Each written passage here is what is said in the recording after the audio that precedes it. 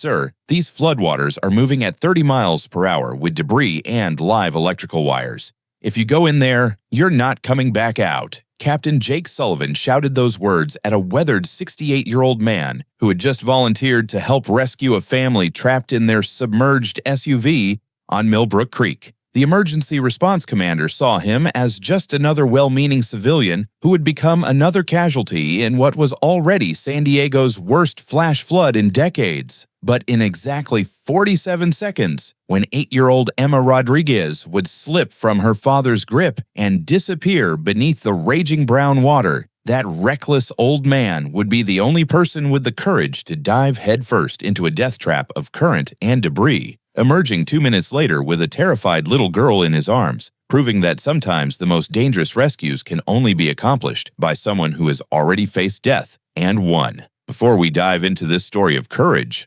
floodwaters, and a rescue that shocked an entire emergency response team, tell us in the comments, would you have the courage to jump into deadly floodwaters to save a stranger? And if you believe that true heroism means risking everything when others hesitate, hit that subscribe button, because this story will show you that real courage isn't about age. It's about never forgetting that some lives are worth any risk. The morning of January 15th started like any other Tuesday for Frank "Tank" Morrison in his small apartment overlooking San Diego Bay. The 68-year-old retired Navy SEAL Master Chief was having his usual black coffee when the emergency broadcast interrupted the local news. This is an emergency alert. Flash flood warning in effect for downtown San Diego and Millbrook Creek area. All residents are advised to evacuate immediately. Frank saw the sheets of rain that had been falling for 6 straight hours. The weather reports called it a once-in-a-century storm. But Frank had seen enough chaos in his military career to know that real disasters happen when people least expected them. His weathered hands reached for his truck keys. Most people his age would stay safely indoors. But Frank Morrison had never been most people. During his final SEAL Team 7 deployment, Frank had pulled 18 sailors from a sinking destroyer during a typhoon. The Navy Cross from that rescue was somewhere in his closet. Today wasn't about medals. It was about helping people. The drive to Millbrook Creek took 40 minutes through flooding streets. Emergency vehicles raced everywhere, sirens creating urgency Frank had heard in too many places worldwide. At the staging area, controlled chaos reigned. Fire trucks, ambulances, Coast Guard boats, and volunteers were positioned along the roadway, overlooking what had been a peaceful creek, now a raging river carrying cars and debris. Frank approached Captain Jake Sullivan, a man in his early 40s wearing San Diego County Emergency Management uniform. Sullivan was coordinating with precision born from years of training, but Frank could see the stress in his eyes. "I'm here to help," Frank said simply. Sullivan assessed the older man quickly. Gray hair, weathered face, civilian clothes, probably old enough to be his father, another civilian volunteer who would need rescuing himself. "Sir, I appreciate your willingness, but this is a professional emergency response operation. The best way you can help is by staying clear of the operational area." Frank nodded patiently. "I understand you're busy, Captain, but I have water rescue experience. Maybe I could assist your teams." Sullivan's radio crackled. "Command, this is Rescue 7. We have eyes on a white SUV downstream from Checkpoint Bravo. Vehicle is partially submerged. We can see movement inside. Looks like a family with children." "Copy, Rescue 7. What's your assessment for extraction?" "Command, current is too strong for standard approach. Vehicle is stuck against railroad bridge supports, but it's not stable. We need the heavy water rescue team." Sullivan turned back to Frank, patience wearing thin.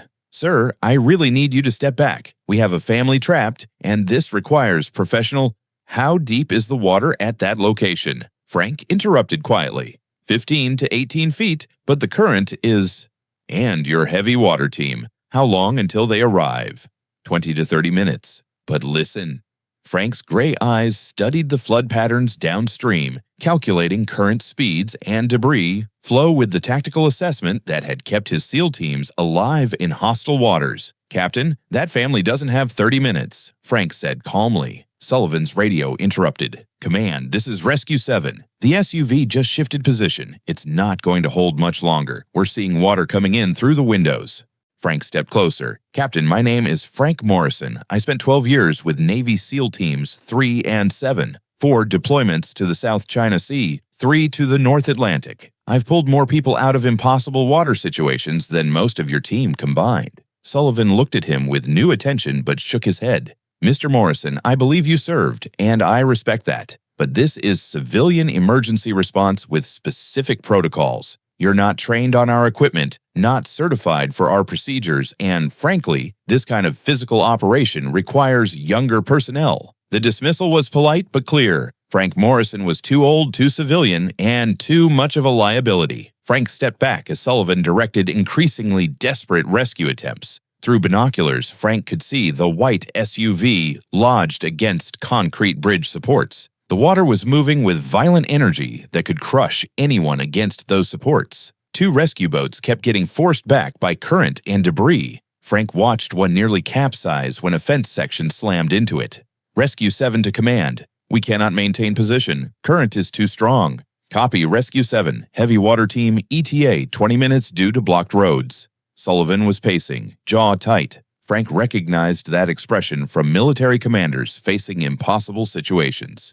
The radio crackled. "Command, Rescue 7, vehicle just shifted again. Family is signaling for help. Water coming in fast. Captain, there are children in there. At least 2 kids." Sullivan closed his eyes briefly, then opened them with the hard expression of a man making life-or-death decisions. "All units, this is command. We're authorized to attempt high-risk extraction." Frank moved closer to see the rescue boats through the emergency perimeter. The SUV was tilting further with each wave of floodwater. "Sir, I need you to move back from the operational perimeter," a young responder told Frank firmly. "Of course," Frank replied, but didn't move far. His trained eyes locked on the rescue operation, mind running calculations based on 40 years of experience. Current speed, 30+ miles per hour. Water depth, 18 feet. The rescue approach was wrong. They were fighting the current instead of using it. Frank had executed 17 open ocean rescues during his SEAL career. These well-trained responders were trying to fight the water instead of understanding it. "Command, this is Rescue 7. We're getting pushed off position again. This current is too strong for our equipment." Frank saw the family inside the SUV clearly now through emergency spotlights. 2 adults in front seats, waving frantically. 2 children in back, pressed against the rear window, still above water. The SUV shifted again, rotating clockwise around the bridge support. More water rushed through partially open windows. "Command, vehicle is taking on water rapidly. We're running out of time." Captain Sullivan grabbed his radio. "Copy. Do whatever you can. We cannot lose this family." Frank Morrison had heard enough. He approached Sullivan directly. "Captain, I need to speak with you." "Sir, I told you. That family has maybe 5 minutes before that vehicle breaks loose or fills with water. Your teams are good people doing their best, but they're approaching this wrong. The current is too strong for boat-based rescue from that angle. But if someone enters the water upstream and uses the current instead of fighting it, they can reach that vehicle. It requires precise timing and strong current experience." Sullivan stared at him. "Are you seriously suggesting we send a 68-year-old man into floodwaters that are defeating trained emergency responders?" "I'm suggesting you let someone with the right experience solve this problem before those children drown." The radio exploded. "Command! Command!" The vehicle just rotated again. "It's breaking loose from the supports. We've got maybe 3 minutes before it gets swept downstream." Sullivan looked at the chaos around the rescue boats, then back at Frank. "Even if I wanted to, which I don't, you're not equipped, not certified for floodwater rescue, and you're definitely not young enough." The radio cut him off. "Command. The rear window just cracked. Water coming in fast. Those kids don't have long." Frank could see the family's situation clearly now. The father was holding his children up toward the remaining airspace. The mother was trying to break the windshield. They were going to die, and everyone knew it. "Command, this is Rescue 7. We're making one more approach, but if this doesn't work, we need to consider that we might lose them." Sullivan's face went pale. Frank Morrison stepped closer. "Captain, I've pulled people out of hurricanes off the Korean Peninsula and typhoons in the South China Sea. I've rescued sailors from burning tankers and sinking destroyers. This is what I do." "Sir," a Coast Guard petty officer ran up, breathing hard. "The heavy water team is stuck behind debris on Highway 8. They can't get through. ETA is now 45 minutes. Sullivan closed his eyes. 45 minutes meant those children would be dead. Frank Morrison made the decision for him. Without another word, Frank started removing his jacket and shoes. "Captain, I'm not asking for permission anymore. I'm telling you what's going to happen." "Sir, I cannot allow—" "You're not allowing anything. I'm a civilian volunteer entering floodwater to attempt rescue. You can either help me do this safely or watch me do it alone." The radio interrupted with desperation. "Command!" The father just lost his grip on one of the children. "I see a small figure in the water. Looks like it got swept away from the vehicle."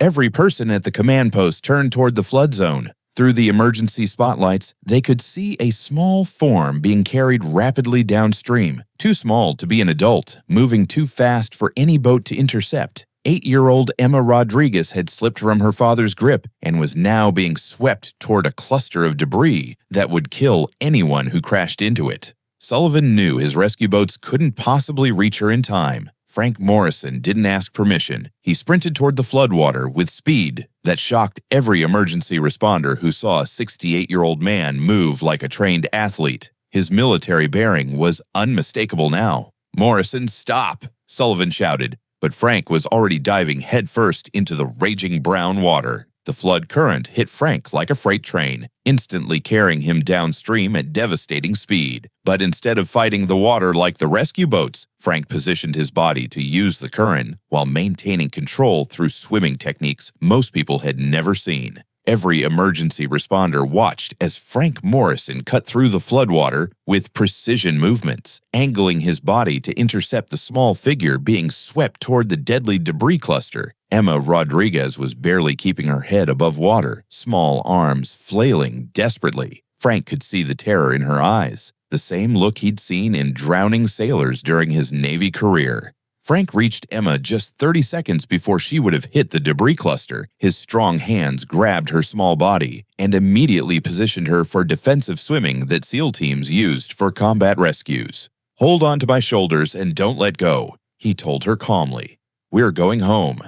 Emma wrapped her arms around Frank's neck. Frank began swimming toward shore with powerful strokes that cut through the current while protecting the child from debris with his own body. Metal roofing slammed into Frank's back. A tree branch caught his shoulder, tearing his shirt. But Frank Morrison kept swimming, using 40 years of experience to navigate deadly water. Sullivan was running along the shoreline, shouting into his radio, "All units, track the civilian swimmer. He's got the child. Position for shoreline extraction."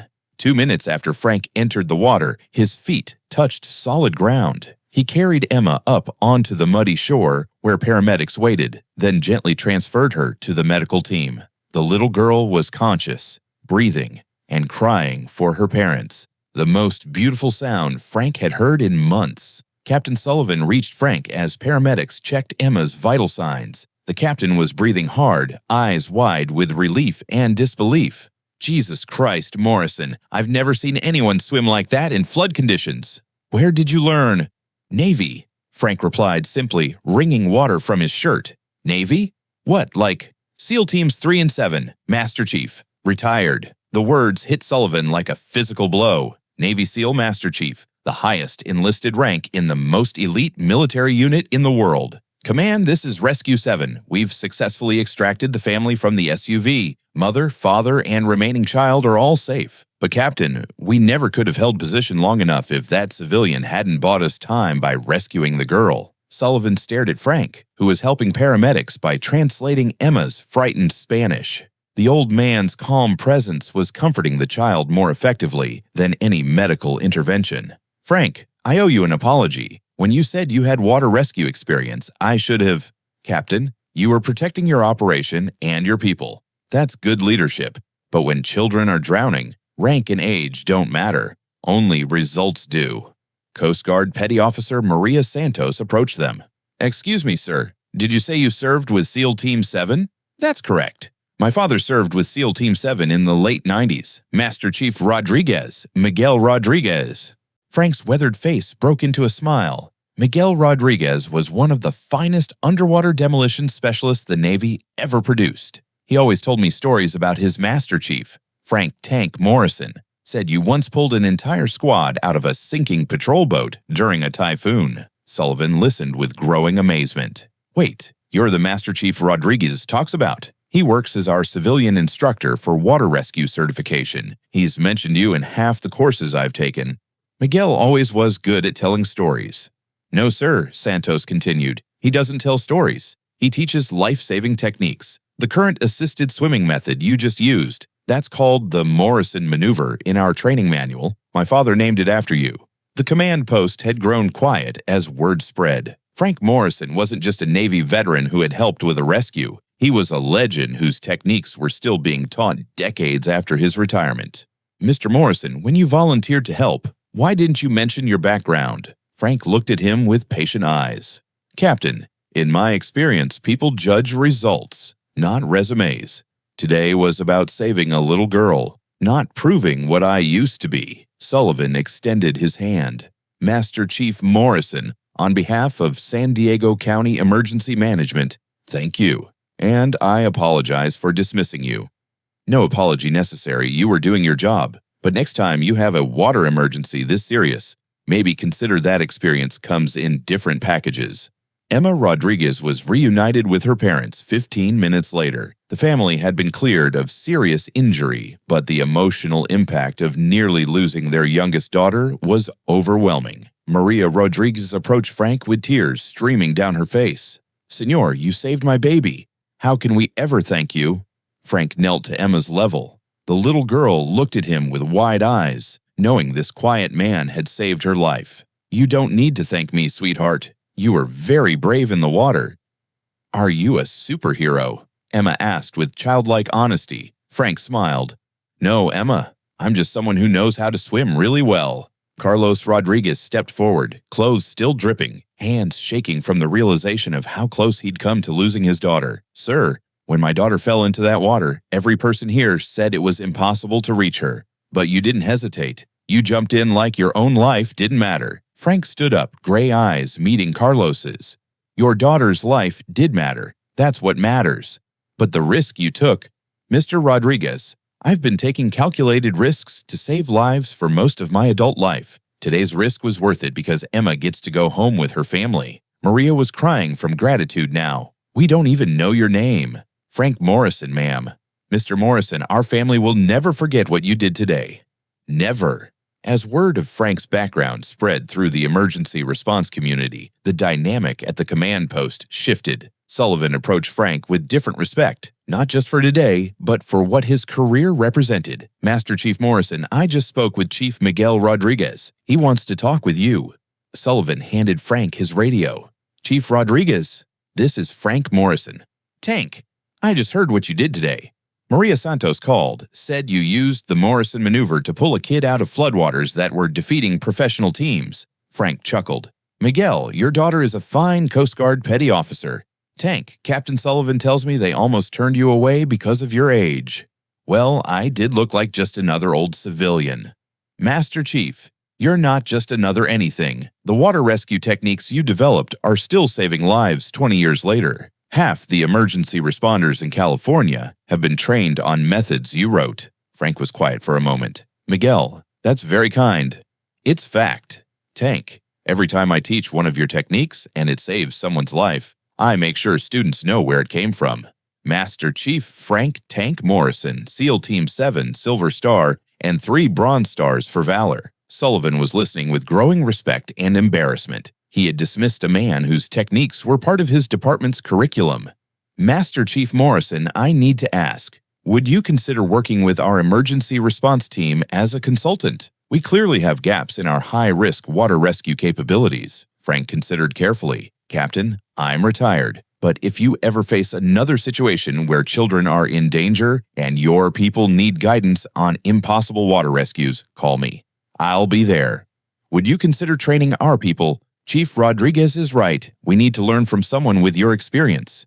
Frank looked at the young emergency responders watching this conversation. These were good people who risked their lives to save strangers every day. Captain, if your department is serious about upgrading high-risk water rescue capabilities, I'll work with Chief Rodriguez to develop a training program. No charge. Community service. Sullivan extended his hand again.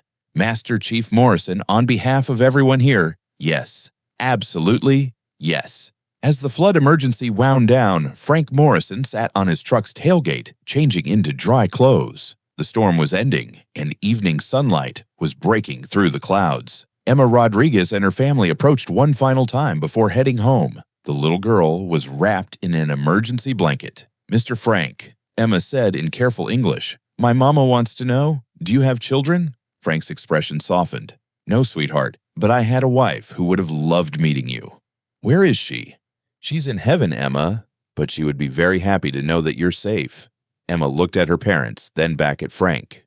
"Will we see you again?" "I hope so. Maybe your parents will bring you to swimming lessons sometime." Carlos stepped forward. "Master Chief Morrison, yes, we heard your title. Our family owes you a debt we can never repay." "Mr. Rodriguez, seeing your daughter smile is payment enough." "No, sir, you risked your life for strangers. In our culture, that makes you family. Always." Frank stood up, gray hair still damp. "Mr. Rodriguez, in my culture, that makes me a sailor doing his job. But I'm honored to be considered family." As the Rodriguez family drove away, Sullivan joined Frank at his truck. "Master Chief, when you first volunteered, I saw liability, but you saw a mission." "Captain, you saw what any good leader would see, protecting your people and maintaining security. The difference is that I had specific experience you didn't know about. How many other resources am I missing because I'm making assumptions about age, appearance, or civilian status?" Frank closed his tailgate and faced the younger man. "Captain Sullivan, in 40 years of military service, I learned that heroes don't always wear uniforms, don't always fit the profile, and definitely don't always look like what you expect. Sometimes the person who can save lives is the one who looks least capable of it." That's a hell of a lesson to learn during a flood emergency.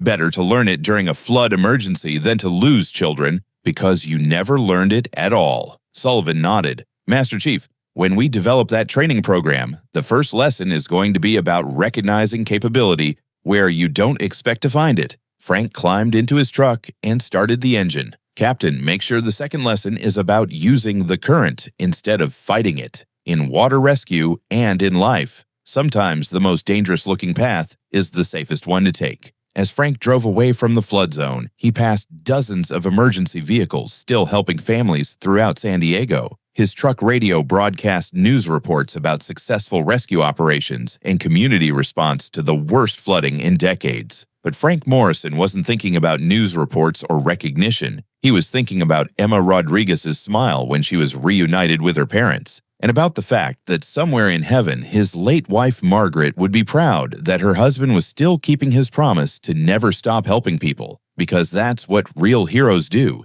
They show up when needed, they do what's necessary, and they go home quietly knowing that somewhere, someone is safe because they had the courage to jump into dangerous water when everyone else said it was impossible. Sometimes the most heroic thing you can do is prove that age is just a number. Experience never expires. And true courage means jumping in when children need saving, regardless of what anyone thinks about your chances of coming back out.